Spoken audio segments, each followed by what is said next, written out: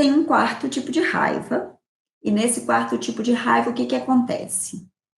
Alguém me dá tantas coisas grandes e boas, e eu não consigo retribuir. É muito grande para mim. Isso é realmente difícil de suportar. Então, o que que acontece? Eu não consigo retribuir e eu me volto contra o doador de tantas dádivas e fico zangada com ele. Me dá, e eu, ao invés de retribuir, eu às vezes não consigo retribuir, eu fico muito zangada com essa pessoa. Então, eu tendo a expressar uma raiva que se manifesta como recriminação, por exemplo, contra os filhos ou contra os pais, né? Às vezes os pais dão demais e aí você reclama: meu pai me protege demais, ou minha mãe me protege demais. E eles estão que dão, o filho não consegue compensar, porque é impossível compensar tanto amor que vem dos pais para os filhos, e ele, então, se acha no direito de se indignar e de recriminar a outra pessoa. Já viveram algo parecido? Já perceberam isso em suas famílias? Ou isso é só figura de livro, pessoal? Pode muito acontecer com a gente, não é? Então, ela se torna também um substitutivo do tomar, do agradecer e do próprio agir.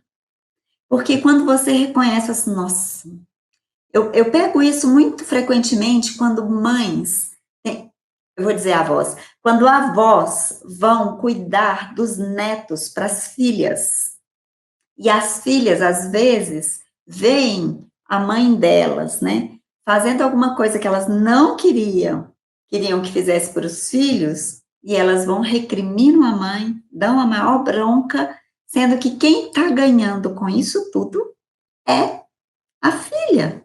A criança está sendo olhada pela avó, porque a avó tem consideração por essa filha. Está dando, né? Então, é muito comum isso acontecer.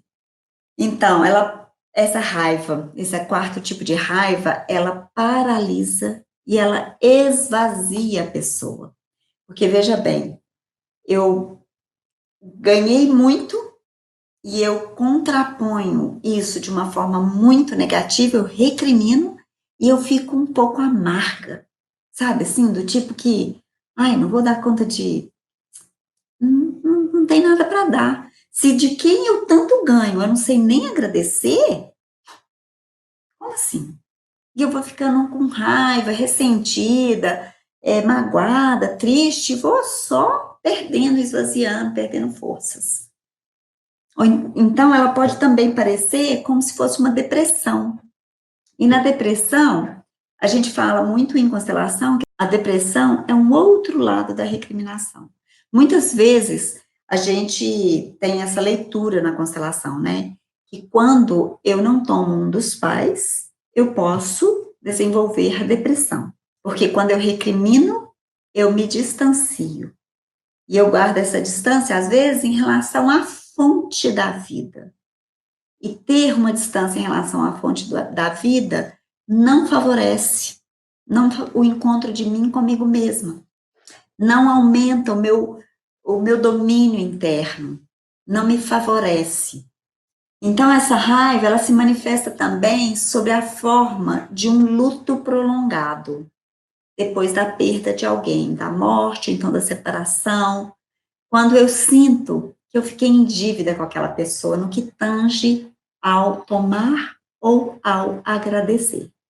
Então, essa raiva se manifesta ainda como o terceiro tipo, se deixei de assumir a minha própria culpa e as suas consequências. Então, ela volta lá para o terceiro tipo. A quarta se compara com o terceiro nesse caso.